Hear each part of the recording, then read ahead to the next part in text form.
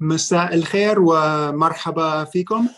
أنا خالد الناطق الرسمي باسم السفارة الأمريكية. So today we're actually here for Arabic Language Day, which is December 18th. So actually tomorrow, but we're going to go ahead and have an event live tonight. We have two guests. Carolyn Hayes is a graduate student who's studying Arabic at Tufts University at the Fletcher School in International Relations. And I think many of you already know Javier, but I'm going to let each of you introduce yourselves and tell us a little bit about basically why did, or tell us about, we'll start with your background in Arabic. Where did you study Arabic, for how long, etc. Let's start with Caroline.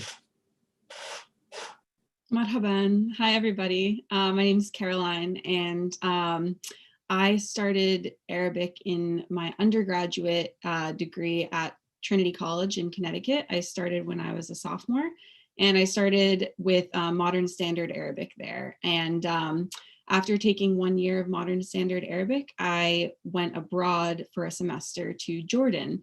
And in Jordan, I studied at the University of Jordan, where I was studying intensive Modern Standard Arabic for a semester. And then I also picked up some Amiya along the way, although not as much as I would have liked to at the time. And then I continued taking Arabic until I graduated. And then I worked for a few years in DC. And after that, I actually joined the United States Peace Corps, which is through the United States government in Morocco. And I lived in Morocco for about 2 years and studied some Darija there and worked at a Nedi Niswi in Morocco, where I coordinated all of my classes in Darija. So currently, I returned to school to get a master's degree in international relations, and I am relearning Modern Standard Arabic because I kind of lost it along the way and picked up mostly dialect in Morocco. And now I'm trying to remember all of the rules of Standard Arabic, which is proving to be very difficult, but also a fun challenge. And so that's a little bit about my background with Arabic. And just as a quick note for our listeners, Modern Standard Arabic is what we call اللغة العربية الفصحى in the United States. But we'll get more into the debate of Modern Standard Arabic versus Arabic dialects later. So now you guys have seen Javier before, who is our Education USA intern, but I'll let you introduce yourself. Go ahead. Yeah, hi everyone. So I'm Javier. I'm a current student at Columbia University. It's my final year of my undergraduate. So after this, I'll have a bachelor's. I first started learning Arabic when I was in high school, actually. So I was 16 years old, and I received a government scholarship to study Arabic, so Modern Standard Arabic, and Moroccan dialect in Morocco. So this was in 2015, and I spent a summer there, and I learned a lot, and I wanted to keep learning. So when I returned to the United States, I did some private tutoring, and when I went off to college in France and the United States, I've continued to learn Arabic. And in college, it's mostly been Modern Standard Arabic, but I've been really trying to keep up my Moroccan dialect as well. And yeah, so that's how I really got into it.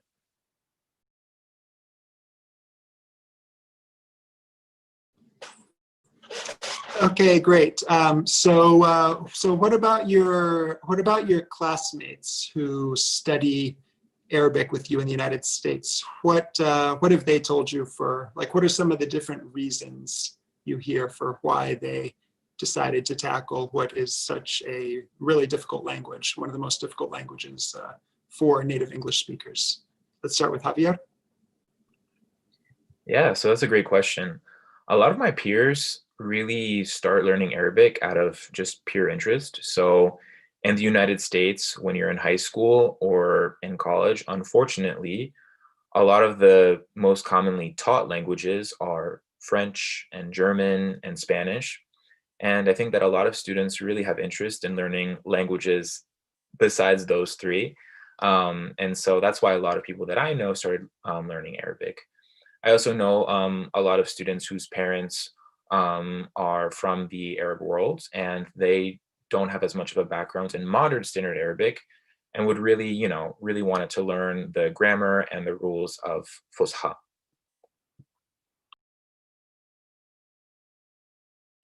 So yeah, I definitely would echo a lot of what Javier said, but currently I'm in graduate school right now, and a lot of my peers are actually interested in international affairs and international trade, and perhaps might want to work for a company based out of the Middle East, North Africa region. So some people do it for career reasons.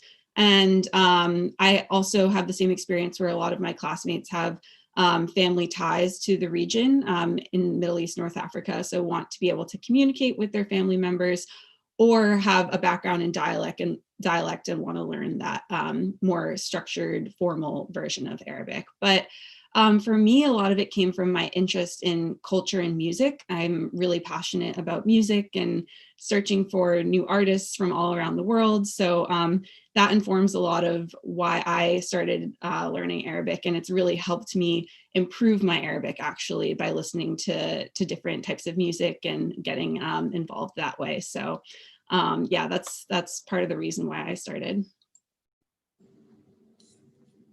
With that, let's actually jump into the first question already, which is from Aglid DZ, who says, what's your favorite song in Arabic? Caroline, maybe we can start with you. Wow, that's a really hard question. I think that it's changed. I think right now I'm really into this band called Soap Kills. They're out of Lebanon.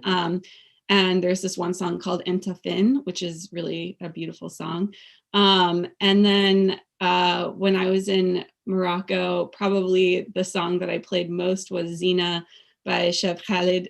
By Babylon, sorry. I got stressed out, but yeah, by Babylon. So yeah, and I actually learned to play that one on guitar. So that's a fun one.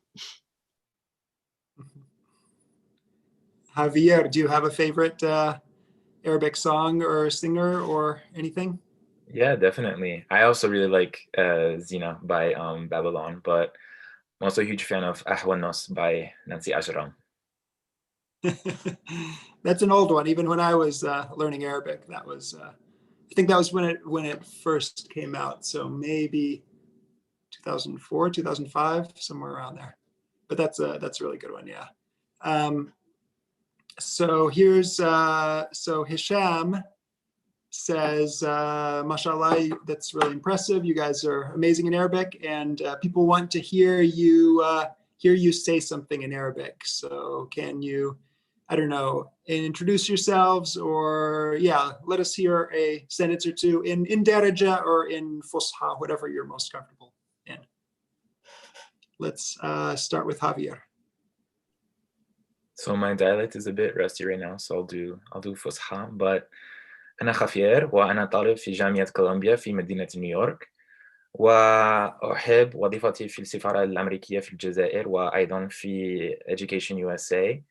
وشكرا لك يا خالد على هذه الفرصة لتحدث عن تجربتي مع اللغة العربية في الولايات المتحدة.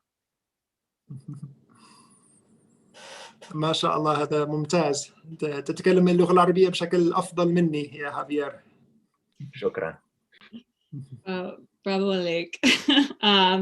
مرحبا، اسمي كارولاين. أحب أن أتعلم اللغة العربية، ويومين في المستقبل سأسافر الجزائر إن شاء الله وأرى بلادكم جميل. So we have another question. Don't you think that it's only a small number of Americans, only relative minority, who are interested in learning Arabic in the US? And are you guys contributing to helping spread interest in Arabic language and Arabic culture? This question is also from Hisham.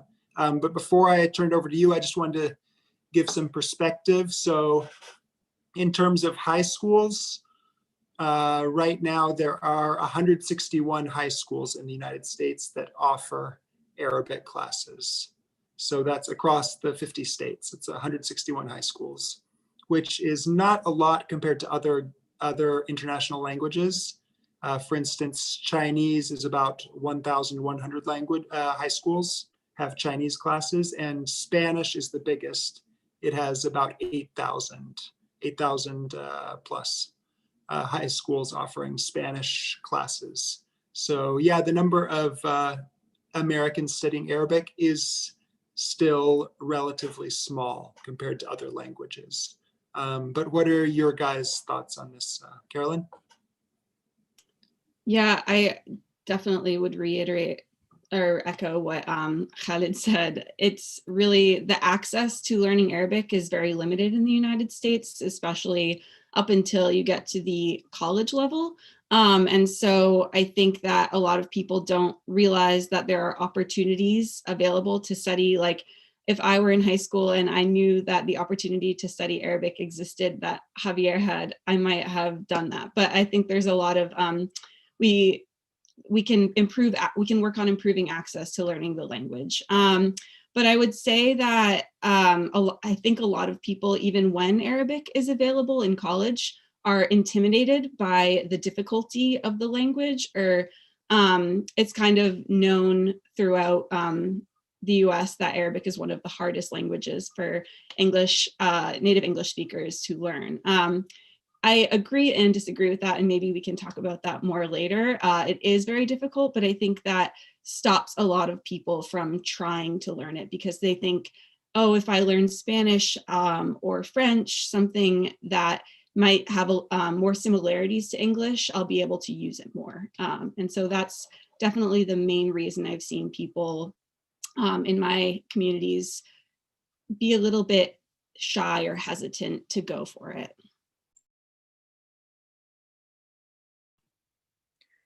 Yeah, I definitely agree with that, with what Caroline said. So since the beginning of the 21st century, the number of American students, specifically college students, who have chosen to study Arabic has increased tremendously. And I think that's important. The question was, are we in the minority? And, it is important to see that more and more American college students are more willing to delve into this language. But as Caroline said, it's absolutely intimidating for many people. There's less cognates. There are, some people have very little to no exposure with Arabic before they even start speaking it. Whereas in Spanish, there is, a very large presence of Spanish in our country and in our media. So it is very intimidating, but I do see I do see growth. And also, I'm not sure if our Algerian followers are aware of this, but in the U.S. college system, in the university system, it's very common for students to do study abroad. So most often during their third year, in their junior year, they will go abroad and do a semester or sometimes even a year studying in a foreign university. Especially for language students, it's very important. But it's a common experience for many students. And for Arabic, it's particularly difficult because so many students have this experience of, okay, freshman year, they studied Arabic. Sophomore year, second year, they studied Arabic. They have 2 years of Arabic, and then they think that they're pretty good at that point, and then they fly to Cairo or wherever it is, and they discover that اللغة العربية الفصحى does not even, and what they've learned in the textbooks does not even allow them to communicate with the taxi driver that they're trying to tell where to take them to. So that can be, I think for a lot of students, speaking as a former Arabic instructor myself, I think that can be really frustrating compared to an easier language for English speakers like Spanish or French, where you're like, oh, that's the same as English, but you put an O at the end of it or whatever, or there are so many cognates. And it takes a lot of time to reach a good level of proficiency in Arabic. What are you guys' experiences with that. Caroline? Yeah, just to speak a little bit more about the switching between dialect and standard Arabic, the more formal type of Arabic, it was really hard. I had the same experience that you mentioned, going to study abroad and realizing that what you had learned in the classroom didn't necessarily translate directly to how people were talking in the streets. So it at first didn't feel like the most useful way of learning Arabic at first. And so that was pretty frustrating for me. But I have to say, once I got to Morocco and I had the background in standard Arabic in terms of the pronunciation, reading signs, like a higher level of vocabulary, it was a lot easier for me to begin to pick up the Moroccan dialect compared to, I was with some people who had never taken Arabic before. And so I was, moving ahead much quicker than most people because I had that background. And I think the exciting thing was going from standard Arabic, where there's so many rules, so much structure, to speaking a dialect where it's kind of a free-for-all. You can kind of just say whatever comes off like to your mind, and people will do their best to understand you. And for me, that was actually a very freeing moment where I felt like I was finally starting to learn, is once I started to let go of the strict rules of standard Arabic and embrace the dialect, and just, not be afraid to make mistakes, and just try new ways of constructing sentences. So I think that was really helpful for me to learn a dialect, having the structure already. And now going back from dialect to structure, the structure of standard Arabic is actually very difficult. I'm used to kind of just talking in Darija, however I want. And now in modern standard Arabic, I have to remember all the rules again. So. And adding on to that, I want to say, of course, there's going to be, some differences between your ability to mobilize and use modern standard Arabic and your ability to use dialects, of course. But then I remember that, even in English, there's a difference between, a very high register, what you would hear maybe in speeches or in the business of languages, and the way that you're going to talk with your friends or with your family or to people that you see on the street. So, you're not going to be talking to someone, not going to be talking to your friend the same way that you'd be talking in a speech, right? And I think it's important to be able to mobilize both and to have both, because both add on, add on to one another. And in moments where you might forget a word, perhaps in a dialect, you might remember that in modern standard Arabic. And it's important to be able to kind of switch codes between those two in case you forget, because we all forget. So yeah, so I mean, traditionally, schools and universities in the United States have always they've started with modern standard Arabic, and sometimes taught only modern standard Arabic. But maybe in the past 10 or 15 years, many schools have slowly been moving towards integrating more and more dialect. So I'd love to hear your thoughts on this. I mean, for me, I personally learned اللغة العربية الفصحى before I learned any of the dialects. So I had about 6 months of intensive just Fusha before I started to learn Egyptian dialect or any other dialect. And from my experience later on as an instructor, I think it is helpful to understand Fusha first and then Darija or Amiya or whatever, rather than the other way around, just because, the dialects are, in a sense, they're all slight variations of Fusha. And so understanding the base rules makes it easier to jump from one dialect to another. Like I feel like it was more difficult for students who were coming in with good dialect, like they might be, Lebanese American students or Americans who had lived in Egypt for a while and had good dialect, but they didn't know anything about Fusha. And it was a really big jump for them. as opposed to the other way around. What are you guys' thoughts on this, Javier? Yeah, so I mean, I think that as American university students, there should be emphasis placed on both. And in terms of the order, should you do Fusha before dialect or dialect before Fusha? I don't necessarily think that we should be, personally, I don't think that we should be separating them, in terms of time, because both are important and both build upon one another, in my opinion. In American universities, there has been increased emphasis on bringing dialect. In my opinion, that's not sufficient because most of this dialect focus is usually for the Levant or Egyptian Arabic. And unfortunately, Maghrebi or North African dialects are very, very, very kind of neglected in that setting. And they're important nonetheless, right? So I think that if there are going to be dialects offered in American university settings, there should be a broader range.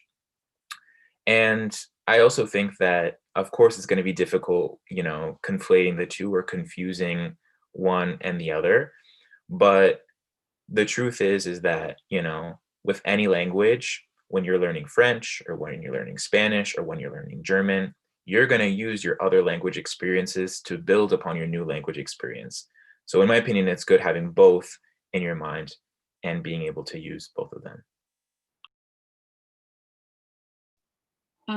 Just from my own personal experience, when I started learning Arabic in 2013 when I was a sophomore in university, and we had parts of our Arabic textbook that were in Amiya or Egyptian Arabic, and we completely didn't look at them at all. Our professor just said, don't even look at this, we're not going to do it.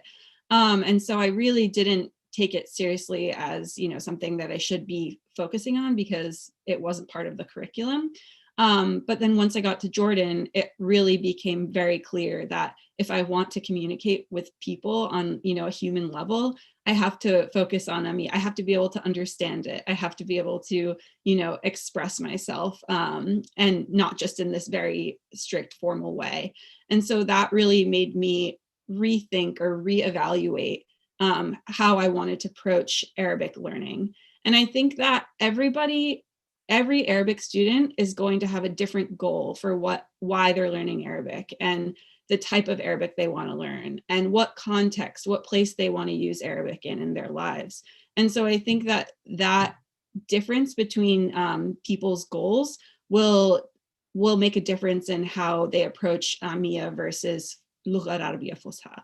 And so, right now in my Arabic class at Tufts, we listen to some songs in Amiya, and that's, for me, I love that because we do the rules and the grammar and the structure of Fusha, but then we also have some classes where we get to hear how that Fusha gets translated through Amiya in cultural production or cultural products like songs and films.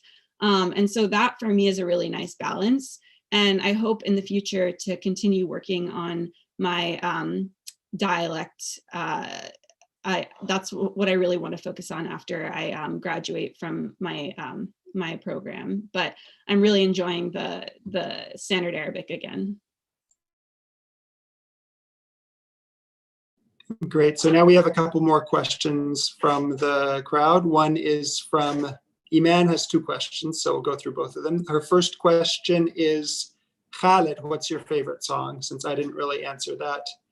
I personally I'm a big fan of Suad Massi. I don't know if you guys know her. She's an Algerian. I guess you'd describe her as a folk singer. So she, I'll send you guys her name later, but she has some really great songs like Rawi is one of the best, but I have about 3 or 4 songs by her that I really love. Her second question,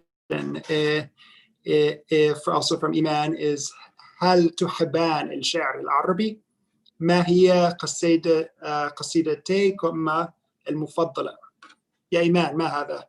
قصيدتاكما المفضلتان. تسك تسك تسك.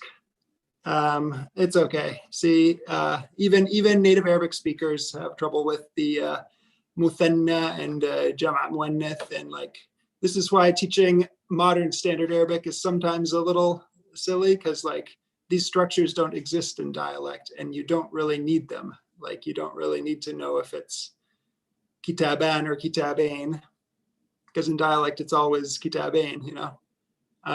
So, but what is your, do you have, if you guys are fans of Arabic poetry, do you have any particular poets or poems?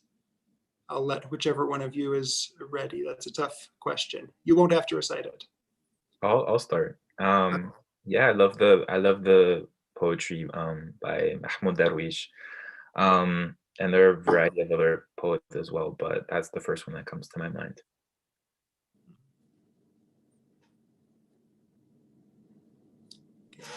Caroline? Yeah, I definitely, there's a poet that I really love. I'm trying to remember his name. Give me 1 second and I will get back to you on that one. But yeah, there's this book, this anthology of love poetry that I read many moons ago that really stuck with me, but I can't remember his name, but I'll come back to that. Is he a Syrian poet by any chance? Yeah. Might be Adonis, or let's see, who else would you have had? Or Nizar Qabbani is probably the most famous for love poems. Yeah, that's it. Yeah. Nizar Qabbani. Okay. Yeah. Okay. The anthology of his Arabic love poetry was beautiful. Okay. Great. So now we have a question from Hamza,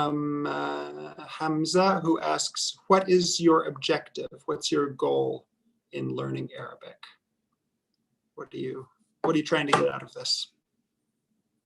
Let's start with Javier. That's a great question. I think that my objectives are always changing with, my goals are always changing with Arabic. When I was a high schooler, when I was in high school, I wanted to just, be exposed to another language. I had already, I was already fluent in Spanish and I was learning French. And so I wanted to learn a non-European language. Now that I have the basis in Arabic, I really would like to improve my understanding of Arabic literature. So I've been taking a lot of Arabic literature classes, just because I think that there's a lot to gain from these different authors, and it's very, very enriching to me personally. Obviously, I think that any language is a great form of communication, but in order to be able to communicate, it's also important to have kind of bases in terms of culture, literature, music. So that's what I'm focusing on right now. Yeah, that's a really interesting question. I think that just by learning Darija in Morocco, it really influenced how I realized that there's so many different ways of expressing yourself that don't necessarily translate into English. And so that was, a beautiful realization of how there are certain expressions in Arabic that I was using when I was living there that I would try to explain to my friends and family from the United States, and I just couldn't necessarily translate them exactly. So I think for me, I love that part of learning Arabic, and I want to continue to explore different dialects of Arabic so that I can really start to open up different parts of my brain and be able to see the world in a different way, in a different language that I didn't necessarily grow up with. So for me, that's a lot of the beauty that I find in improving my Arabic. And so I hope to continue to do that in the future, specifically through, I hope to learn Amia, specifically Levantine Arabic in the future.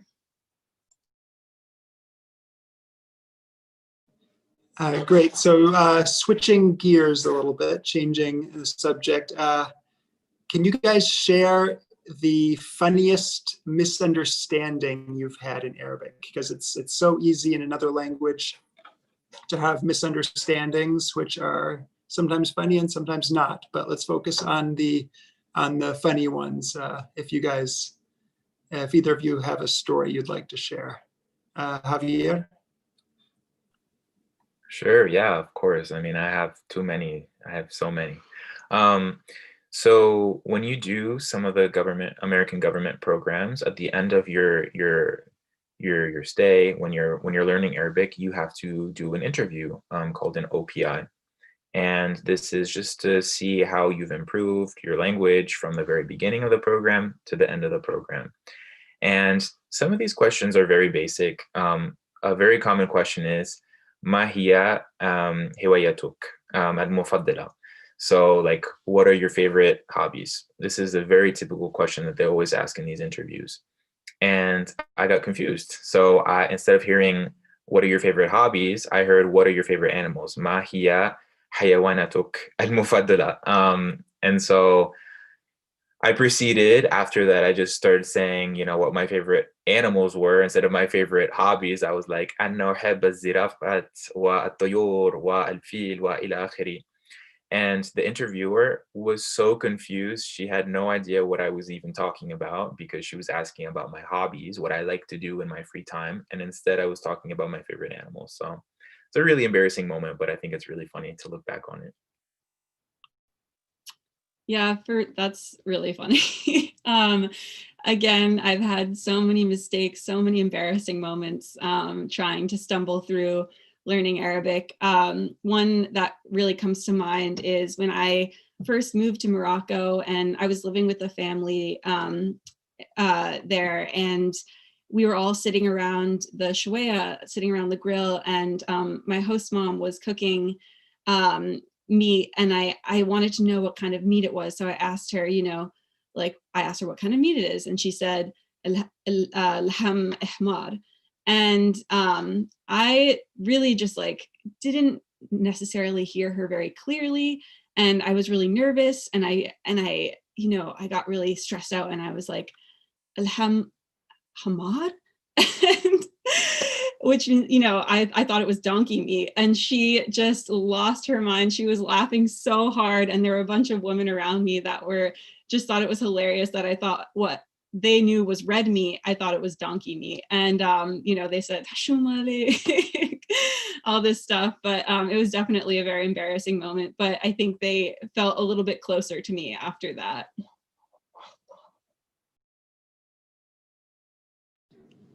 That's a really good story. I have a somewhat similar one. I feel like I told this on a previous live, but anyways, I had a vegetarian friend who visited me when I was living with an Egyptian family in a village outside Cairo. And so she was vegetarian, and she spoke some Egyptian Arabic. So she was coming over for lunch that day. And so she was explaining to them, أنا نباتية, أنا ما باكلش لحمة. Except she said, أنا ما باكلش لحمة حمراء. Is sort of the same thing, except then my family, the Egyptian family that I was living with, they understood that as, okay, she doesn't eat red meat, but what kind of person would not eat meat at all? So we'll bring her white meat, except white meat wasn't for them, was for the, like in الرياف في الريف المصري, isn't even, it's not chicken or fish or something like we would call white meat in the US. It was actually pure fat. They brought her a bowl of just fat and put it in front of her. So imagine this vegetarian just looking at a bowl of fat, and she didn't want to offend them. So she kind of had to eat a little bit of it and say, it's good, thank you.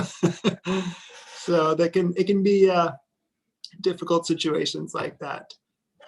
So let's go on to our next question from Fuad, who asks, is it a good business idea to open up a school for Arabic in the United States? So this question's a little different. Caroline, do you want to give it a shot? Yeah, I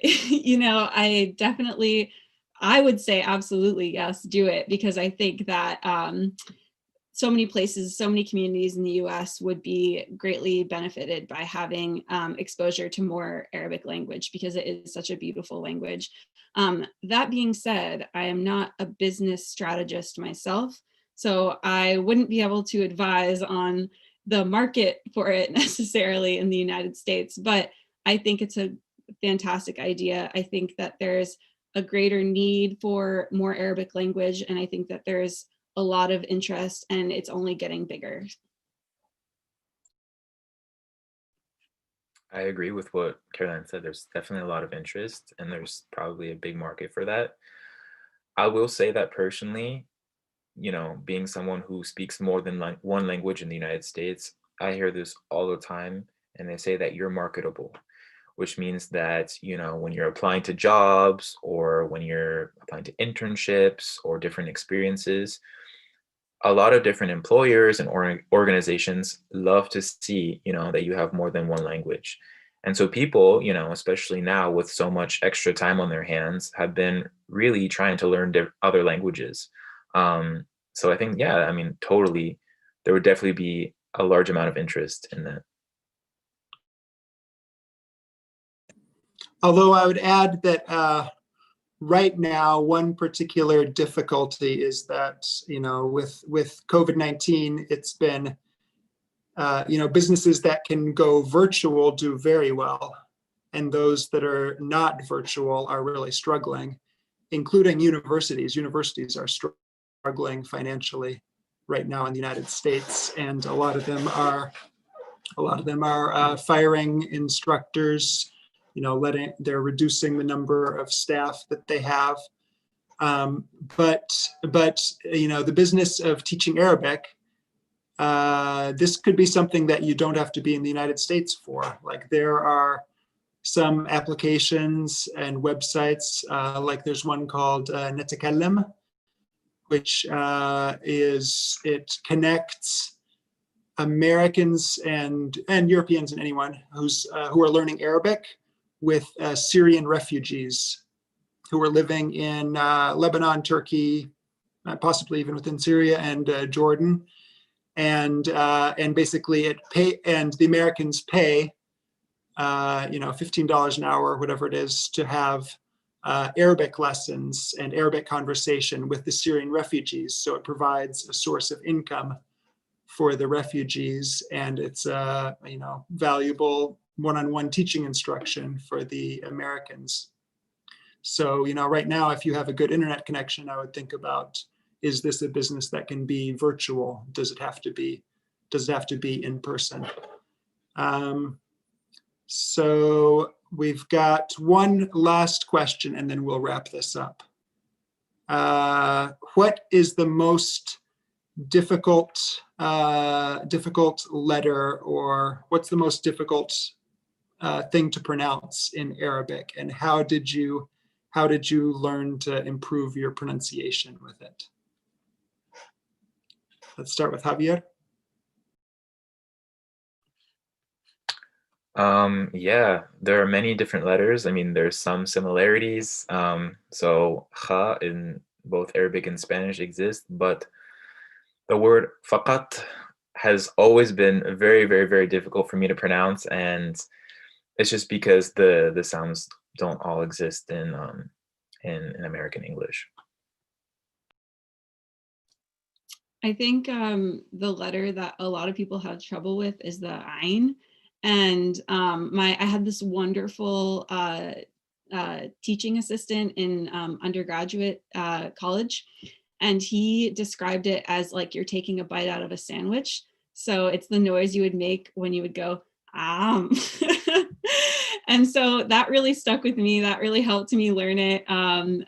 But I think the word that I managed to struggle with all the time is the word for room, ghuruf, because it has the and then the flick of the R on your tongue, and then those two together are really difficult for me. So I always have to think about that one whenever I'm saying that word. Okay, well, Javier and Caroline, thank you both so much for joining us. We've really enjoyed this conversation, and thank you everyone in the audience for your great questions. And of course, this is going to stay up on our YouTube page. So if you missed the live, you can still go back to the beginning and watch it now.